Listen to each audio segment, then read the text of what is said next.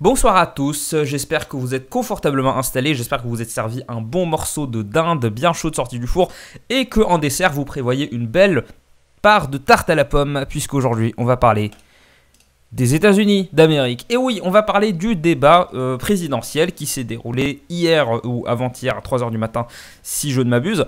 Le débat... Déjà, dites-moi ce que vous en avez pensé, ceux qui l'ont regardé, parce que moi je l'ai regardé jusqu'au bout. Oui, je l'ai regardé jusqu'au bout. Les seules fois où j'ai sauté des passages, c'était dans les instants pub, dans les pauses pub. Mais à part ça, je l'ai vraiment regardé jusqu'au bout pour pouvoir vous livrer une analyse correcte. J'ai divisé le débat en 12 parties, 12 thèmes, 12 grands thèmes, sous-thèmes, etc.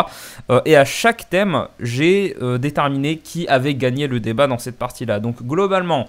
Pas de spoiler, mais au début c'est plutôt Trump qui s'en est bien sorti et après c'est plutôt Harris qui s'en est bien sorti. Alors oui, je sais que dans ma chaîne, il y a des gens qui sont peut-être pas fans de l'un ou l'autre. Je n'ai pris aucune considération à part ce qui a été dans le débat. C'est-à-dire je les note uniquement sur la rhétorique, la capacité à répondre aux questions, la capacité à donner des réponses claires et précises, le fait de se donner tout simplement un air de présidentiable. C'est le principal, on va dire, sur lequel je me suis basé. J'ai omis tout le reste pour être le plus objectif possible, pour m'approcher le plus possible de l'objectivité. On va commencer immédiatement avec l'économie. Donc Kamala Harris avait dit qu'il fallait moins d'impôts pour les classes moyennes et les classes pauvres. Elle a accusé Trump de vouloir toujours favoriser les plus riches. Ça, c'est assez classique entre républicains et démocrates. Généralement, voilà, les républicains accusent les démocrates d'être des gros communistes, les démocrates accusent les républicains d'être des gros capitalistes qui ne favorisent que les grandes fortunes et les grandes entreprises. Donc Harris a dit que son plan c'était de mettre moins d'impôts pour les classes moyennes et pauvres, donc vraiment les tranches basses, parce que c'est elles qui consomment. Et c'est vrai que c'est plutôt le cas. Les États-Unis, c'est une économie qui est beaucoup basée sur la consommation, même si ça reste une économie plutôt industrialisée comparée à d'autres pays européens, d'autres pays occidentaux, pardon. Ce qu'on n'appréciera pas dans la performance de Madame Harris, c'est que elle est pas mal dans l'émotionnel, hein, du genre quand j'étais petite, j'ai grandi avec des petits business. Ouais bon, c'est pas, on aurait pu sortir le violon, ce qui fait que ça la déclasse pas mal. Hein, elle perd pas mal de points de ce côté-là. Trump a parlé de son mandat avant le Covid, du fait que l'économie se portait plutôt bien. C'est vrai qu'avant le Covid, l'économie sous Trump se portait très bien. Il avait fait pas mal de réformes qui fait que l'économie allait relativement bien, sauf que malheureusement il y a le Covid qui est passé par là, ce qui fait que les États-Unis sont entrés dans une phase de récession historique. Donc Harris justement a accusé Trump pendant le débat de laisser le pays en récession, alors que qu'on soit honnête, c'est plutôt le Covid. D'ailleurs, Kamala Harris perd beaucoup de points, c'est dommage pour elle parce que sinon ça aurait été plus serré que ça. Kamala Harris perd beaucoup de points parce qu'en fait elle dit beaucoup de choses qui sont objectivement fausses. On va y revenir, ça va plus être le cas quand on va parler de sécurité, du rôle d'un président, etc. Par exemple, elle a accusé Trump dans ce moment où il parlait d'économie. Ah oui, ils vont beaucoup dévier, beaucoup dévier, franchement. Si vous avez regardé, si tu as regardé le débat, honnêtement, c'est assez insupportable. Ils dévient énormément, on est très loin de Obama-McCain en 2008, 2007, 2008, 2008. Je me souviens plus. Mais on est très loin d'un véritable débat. Là, c'est vraiment c'est de la politique. Je vous cache pas que j'ai trouvé le débat assez médiocre. Mais par exemple, parmi les mensonges de Kamala Harris, en gros, elle a dit que elle a accusé Trump en gros de faire partie de Project 2025. Alors, Project 2025, je vais pas vous faire tout l'historique du machin, mais ça a été fait par un think tank qui s'appelle The Heritage Foundation, la fondation de l'héritage, héritage dans le sens plus culturel, voilà, politique. En gros, quel monde va-t-on laisser à nos enfants, ce genre de choses, c'est un think tank, donc un laboratoire d'idées avec plein de personnalités assez influentes, qui est dirigé par monsieur Kevin Roberts, dont il est le 7e président. Donc Kevin Roberts, c'est un intellectuel, de base c'est un historien, il a enseigné l'histoire, il est très engagé dans l'enseignement catholique, il est devenu président du Wyoming Catholic College, bref, docteur Kevin Roberts, oui, parce qu'il est docteur en histoire, il me semble. Il a beaucoup bossé, en fait, c'est un universitaire, très influent dans son milieu. Par contre, très à droite, très à droite. Et en fait, ce think tank, il a réalisé un projet qui s'appelle Project 2025. En gros, Project 2025, c'est-à-dire la première année de présidence de Donald Trump s'il est élu. En fait, ils ont fait un rapport de ce que devrait être l'Amérique, de ce que devraient être les États-Unis si Trump gagne la présidentielle. Et c'est plutôt radical, on va dire, c'est classique MAGA, c'est classique Make America Great Again. En gros, c'est vraiment l'aile droite, l'aile populiste des républicains. Je n'utilise jamais le mot populisme de façon négative pour les nouveaux sur la chaîne. C'est vraiment le côté populiste américain qui a été mis en avant par Donald Trump. C'est les gens qui détestent les républicains de l'establishment. Donc typiquement, ça va être des gens qui vont rejeter l'héritage de Bush, ils vont rejeter l'héritage de Bush père. Ils vont rejeter tout l'héritage républicain avant Trump. C'est vraiment des gens qui sont plus populistes, qui sont plus vraiment contre les élites et qui ont une certaine influence libertarienne. C'est-à-dire, ils veulent que l'État central, que l'État fédéral ait le moins d'influence possible dans les États. Gardez ça en tête. On va y revenir un moment pour le sujet le plus controversé du débat. On va y revenir, vous en faites pas. Spoiler alerte, la Cour suprême. Donc, Kamala Harris s'est très très mal débrouillée là pour le coup, puisqu'elle a accusé Trump donc de faire partie de ce truc de Project 2025 alors qu'il n'a rien à voir avec eux. Il l'a dit plein de fois. Il a dit plein de fois qu'il n'avait rien à voir avec eux. Il n'y a aucune preuve, franchement. Et en plus, je les trouve, donc Project 2025, c'est un rapport que je trouve un peu plus radical quand même que ce que Trump présente et ce que Trump a fait pendant sa présidence entre 2016 et 2020. Harris, ensuite, je vous disais que c'est très mal débrouillé pour tout ce qui est économique, parce qu'à un moment, elle a soulevé un sophisme qui s'appelle un argument d'autorité. Je ne vais pas relever tous les sophismes, vraiment, il y en avait pendant ce débat, mais à foison, ça foisonnait. Donc je ne vais pas les relever un par un, mais elle a soulevé un argument d'autorité. En gros, elle a dit, des économistes ont regardé notre programme, et ils ont vu que c'était bien, que c'était mieux, que le programme démocrate était mieux que celui de Donald Trump. C'est un argument d'autorité. En fait, à partir du moment où tu en appelles à une autorité supérieure qui dit cette autorité supérieure a validé ce que je dis, donc ce que je dis est juste, c'est pas bon, c'est pas un vrai argument en fait. Si tu dis pas en quoi c'est juste, en fait ça sert pas à grand chose. Je me mets de ce côté-là, et là je me remets là. Ah mais vraiment avec les cadrages ça va pas être beau. Donc pour tout ce qui est économie, je trouve que Trump s'est beaucoup mieux débrouillé, sachant que Trump pour le coup, il a un bilan qui est très très très positif. Franchement très positif. Avant le Covid, bien évidemment, donc on ne saura jamais, au final, si sur le temps long, ces programmes économiques valent le coup. Alors, ensuite, deuxième thème, on ne va pas aborder tous les thèmes, il y aura sûrement une partie 2, peut-être même une partie 3 à cette vidéo. Donc le deuxième thème, c'est donc pour récapituler, l'économie. Le problème avec Harris, c'est que comme elle a menti, et elle a dit des trucs faux, elle a soulevé un argument d'autorité, ce qui est une des pires choses possibles. Quand t'es président, tu dis pas « j'ai parlé des économistes, ils sont d'accord avec moi ». C'est vraiment débile. Donc, c'est Trump qui gagne de ce côté-là. Il a un vrai argument de son côté, c'est que l'économie se portait plutôt bien de son époque, avant le Covid. Ensuite, deuxième partie, le commerce extérieur. Je vous divulgue tout de suite, je pense que personne n'a gagné dans cette partie-là, quand il parlait du commerce extérieur. Alors, Trump a dit que lui, son arme en commerce extérieur, ça a toujours été de hausser les droits de douane. Parce que les gens disent que les républicains sont des gros libéraux, sont des gros néolibéraux économiquement. Pour le commerce extérieur, c'est quand même autre chose. Parce que Trump, il a fait plein de guerres économiques. Il a été très très agressif là-dessus.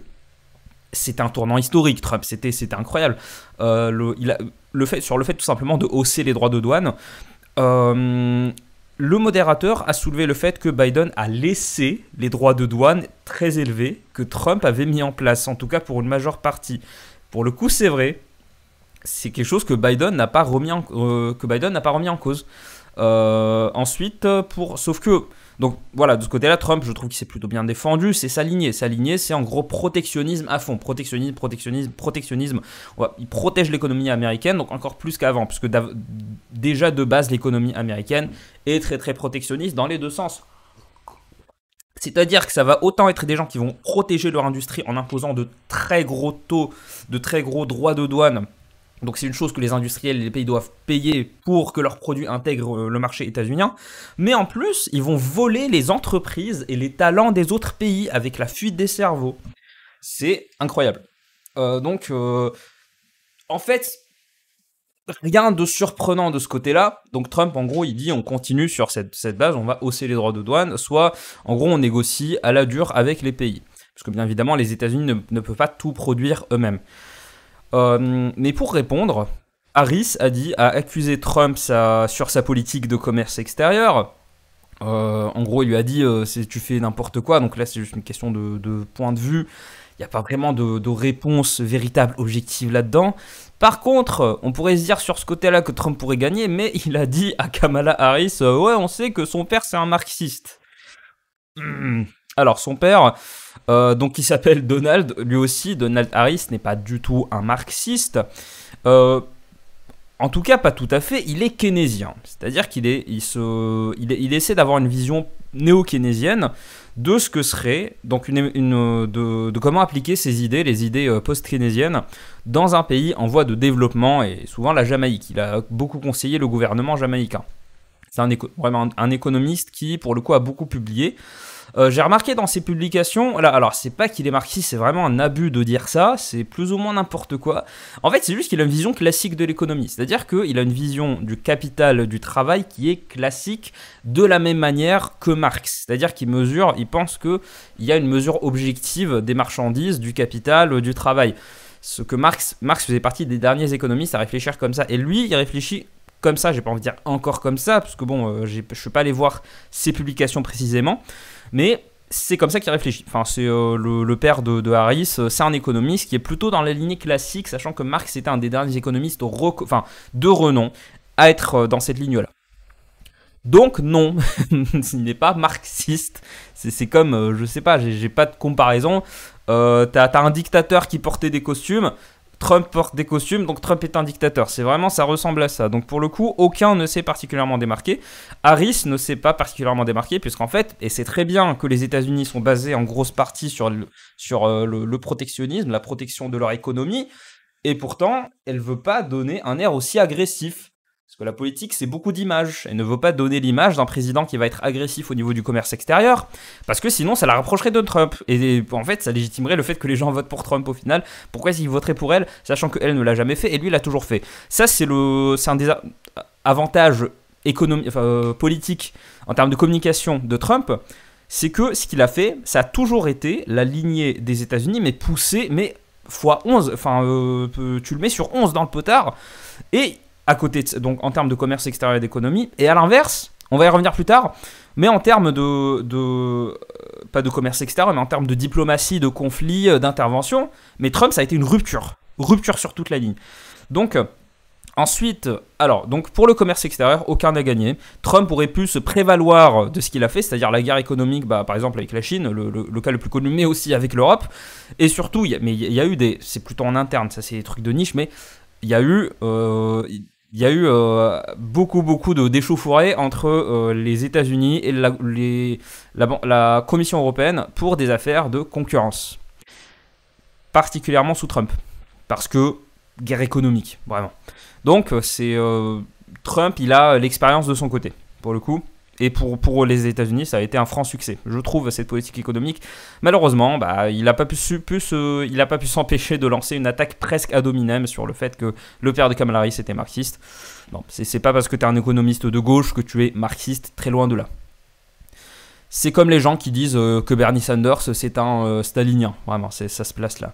Ensuite, troisième thème. Ensuite, je pense qu'on va s'arrêter là, qu'on va aborder le reste dans d'autres vidéos qui vont sortir au fil de l'eau. L'avortement. Alors. Sujet épineux. Je peux pas laisser de côté ce que je pense du sujet. Je peux pas. Moralement, je ne peux pas. Mais on va quand même essayer d'être sage pour le coup, en essayant d'analyser de la façon la plus objective possible. Pour moi, c'est Trump qui a gagné de très loin cette partie. Pourquoi ? Parce que Harris, déjà, on fait un petit peu de récapitulatif. Il y a quelques temps, Trump avait nommé des juges à la Cour suprême qui étaient essentiellement conservateurs. Il a eu la chance d'avoir 3 place de libre parce que les juges à la Cour suprême, il me semble que soit ils meurent, soit ils démissionnent. Il y a eu 3 places, ce qui fait que la Cour suprême est à majorité conservatrice aujourd'hui, ce qui lui a permis de renverser un arrêt de jurisprudence qui est très célèbre, c'est l'arrêt Roe versus Wade. Roe contre Wade, Roe, R-O-E, pas R-O-T, pour de gamins. Et en gros, désormais, la Cour suprême n'impose pas, enfin, désormais, l'interprétation de la Cour suprême, c'est que l'État central des États-Unis ne peut pas imposer à un État ne peut pas imposer à un État de garantir la possibilité aux femmes d'avorter. C'est tout. Les médias français ont fait une propagande de tarés, de malades. J'ai jamais vu ça. Il suffisait juste de googler pour vérifier que c'était faux. Ils ont tous dit Trump a interdit d'interdire l'avortement. Trump a interdit l'avortement. Désormais, il est impossible pour une femme d'avorter. Tout ça, ce qui est n'importe quoi. Trump, il a dit lui-même qu'il n'est pas en faveur du fait d'interdire les avortements partout dans le territoire. Tout ce qu'il a fait, c'est en gros, indirectement, puisque c'est les juges de la Cour suprême qui l'ont décidé, la Cour suprême qui est au-dessus du président, je le rappelle, tout ce qu'il a fait avec la Cour suprême, c'est de dire laissons les États décider. Ce sont les États, les cours des États qui vont décider si leur propre loi sur l'avortement. Ce qui fait qu'on a des dingueries, comme par exemple en Virginie, où tu as des États qui l'ont interdit, je crois que le Texas l'a interdit, et à l'inverse, tu as des États comme la Virginie, où, ironie du nom, en Virginie, tu peux, je ne sais pas si j'ai le droit de dire ça sur YouTube, mais c'est complètement vrai, vous pouvez aller vérifier. Il n'y a pas de limite, et c'est ce que Trump avait dit, on peut commencer là-dessus, il avait dit qu'il n'y a pas de limite à l'avortement. Dans certains États, et en Virginie, c'est vrai. Une femme peut avorter à n'importe quel moment, c'est-à-dire même après 2 trimestres, donc pendant le 3e trimestre, c'est-à-dire entre 7 et 9 mois, si la naissance est susceptible d'atteindre sa santé mentale. Vous interprétez ça comme vous voulez. Pour moi, ça veut dire que la femme a tout à fait la possibilité, et ça a été fait plein de fois. Il y a même des cas que je ne vais pas vous décrire, mais il y a une excellente vidéo. Alors, est-ce que je peux vous la montrer ? Est-ce que je peux vous montrer cette vidéo de Trent Horn ? Ouais, il me semble que... Ouais, je vais juste décaler un tout petit peu. Voilà. Donc là, vous avez cette vidéo de Trent Horn. Je vais essayer de vous la mettre en description. Qui est, lui, pour le coup, c'est quelqu'un qui est très très pro-vie. Il a fait une vidéo là-dessus pour débunker un petit peu ce qui a été dit et pas dit pendant le débat. Et je suis très d'accord avec lui, franchement. Je vais mettre la vidéo en description, allez voir la vidéo. Ça va changer un peu votre logiciel de pensée par rapport à l'avortement, vous allez voir. C'est assez cool. Alors, donc, on revient à notre liste. Donc là, pour le débat, donc désolé, je l'ai fait revenir 3 ans en arrière. On va revenir par là, voilà, c'est bon. Donc, Harris a accusé, donc pour moi, c'est Trump qui a gagné dans ce côté-là, c'est évident. Harris accuse Trump d'avoir placé des juges de la Cour suprême pour renverser Roe versus Wade, ce qu'il a fait. Trump a avancé le fait que, par exemple, en Virginie, il n'y a pas de limite à l'avortement, ce qui est vrai, encore une fois. Je sais que ça peut paraître atroce, mais c'est complètement vrai. Harris, bien encore une fois, elle a soulevé le projet 2025, ce qui fait qu'elle s'est vraiment foncée là-dessus. Trump, par contre, le reproche qu'on pourrait lui faire, en fait, tout ce que Trump a dit est vrai. Mais le reproche qu'on pourrait lui faire, c'est qu'il connaît très bien son électorat. Il sait très bien qu'il y a des républicains qui sont pour, il y a des républicains qui sont contre. Ça fait partie des questions qui sont très controversées dans le camp du GOP. GOP, c'est le Great Old Party, c'est une manière savante de désigner les gens qui décident dans le parti républicain. Trump fait attention à son électorat, il évite de répondre. Et surtout, il reste dans une lignée, ce que je vous disais sur les MAGA, sur le fait qu'ils ont introduit pas mal de libertarianisme dans le GOP. C'est... le côté un peu libertarien, c'est-à-dire c'est pas à l'État de décider, c'est aux États fédérés eux-mêmes. D'ailleurs, plein de conflits entre les démocrates et les républicains à travers l'histoire. T'as même une partie des raisons du déclenchement de la guerre de sécession, c'était ça. C'était qui décide. Est-ce que c'est l'État central, c'est l'État fédéral ou ce sont les États fédérés? Quand t'es de droite, généralement, tu préfères que ce soit les États fédérés qui décident.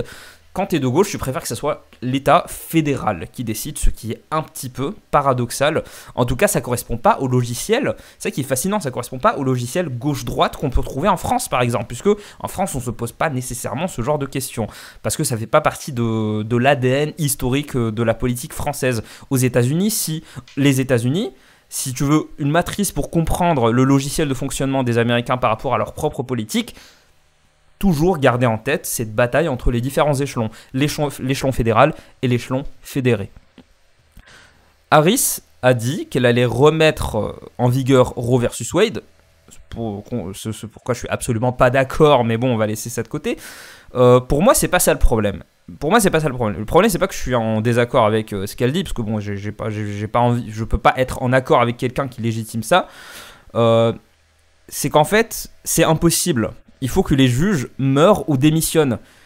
Rien ne lui dit que pendant qu'elle sera présidente, donc de 2025 à 2028-29, si je ne me trompe pas, rien ne dit que les juges de la Cour suprême, qu'il y en a qui vont crever ou il y en a qui vont démissionner. Rien ne dit ça, à moins qu'elle veuille forcer des juges à démissionner, ce qui serait une atteinte horrible et serait condamné pour trahison. Ça serait horrible envers la séparation des pouvoirs qui est très très importante pour les États-Unis. Je vous rappelle qu'un des auteurs dans les écoles de droit aux États-Unis les plus lus dans les premières années, c'est Montesquieu. C'est l'esprit des lois. Donc, c'est impossible. Donc, c'est que quand Harris dit qu'elle va contribuer à remettre... Mais ça m'étonne que ça n'ait pas choqué plus de gens. Quand Harris dit qu'elle va remettre en place la jurisprudence Roe versus Wade, en fait, mais t'es pas juge à la Cour suprême, ma belle. T'es pas juge à la Cour suprême, tu peux pas décider toi-même. À moins que tu te présentes pour être juge, je sais pas, mais il me semble qu'elle avait commencé sa carrière en faisant du droit. Donc voilà, elle peut pas juste décider comme ça de nommer. Sinon... Trump lui a demandé si elle, c'est pour ça que c'est encore plus enfoncé à mon avis, Trump lui a demandé si elle autoriserait les avortements à 8 mois. Elle n'a pas répondu, tout simplement, elle a juste renversé, il lui a reposé une question, elle lui a dit est-ce que tu poserais ton veto si on te demandait de remettre Roe versus Wade Franchement, c'est assez agaçant, mais c'est pas étonnant. Kamala Harris, bien sûr que... Alors, je sais pas, je connais pas son avis sur la question, je m'en fiche un peu, mais Kamala Harris, de toute façon, elle connaît très bien son électorat, c'est-à-dire que Kamala Harris, c'est pas Bernie Sanders non plus, hein, vraiment. Kamala Harris, si on l'a placée en France, ça serait l'équivalent de Macron, par rapport à ce qu'elle demande en termes de politique, en termes de protection sociale, en termes de plein de choses. Mais... elle ne veut pas répondre parce que si elle dit oui, j'autorise des avortements à 8 mois, bah, automatiquement, tout le monde aurait une raison de la traiter d'assassine, de femme qui veut tuer des gosses parce que bah il y a des gens qui naissent prématurés. Moi, je suis né prématuré à 7 mois. Et j'ai survécu. Je suis en très bonne santé, Dieu merci. Donc voilà, je préfère m'arrêter là. C'est pas l'objet, mais bon, de toute façon, vous connaissez mon avis là-dessus. Je suis résolument contre. Et je trouve que c'est criminel. Mais je pense vous avoir bien montré que les raisons pour lesquelles je pense que Trump a gagné de ce côté-là, c'est pas simplement mes idées par rapport à l'avortement. On va s'arrêter là pour le moment. Donc on a fait 3 thèmes, il y en a 12. Est-ce que je vais réussir à faire tenir ça en 2 vidéos? Je ne pense pas. On se retrouve donc, j'ai dit bonsoir, oui bon, je vais devoir publier la vidéo le soir. On se retrouve donc demain, potentiellement demain matin pour la partie 2 et demain soir pour la partie 3 et peut-être même après pour la partie 4. S'il y a des thèmes, si la vidéo t'a plu, mets un like, franchement ça aide de fou pour le référencement. On a testé ça en live avec les spectateurs. Honnêtement, ça aide de façon exponentielle. Dès que des gens se mettent à liker, ça aide de fou. C'est un très bon signal pour YouTube. Donc si la vidéo t'a plu, lâche un pouce vers le haut. Sinon, partage la vidéo s'il y a des gens que tu as envie de convaincre que le débat était au fait plutôt médiocre. Je sais pas d'un côté, non pas d'un côté comme de l'autre. Je spoil un peu, mais pour moi Trump a gagné. Trump a gagné le débat. Même si il a gagné un petit peu par défaut à pas mal d'égards, hein, parce que la performance de Kamala Harris était purement désastreuse. Voilà. Donc on se retrouve après pour les prochains. On se retrouve pour les prochaines parties. D'ici là, j'ai pas envie de dire prenez le temps d'en rire vu le dernier sujet qu'on a abordé, c'est pas drôle du tout. Mais en tout cas, prenez soin de vous. Salut.